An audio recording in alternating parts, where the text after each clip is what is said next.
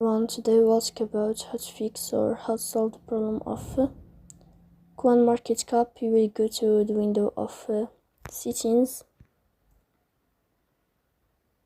Here in this page you can go to apps, default apps, app settings.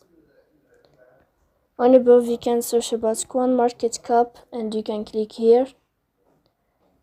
Then in this page you will click on first stop and you can click OK. Here you will enter to the window of storage. Then you can click on clear cache. But pay attention, don't click clear data because that can delete your account or can cause you errors on your app. So please don't forget to support us by like and subscribe.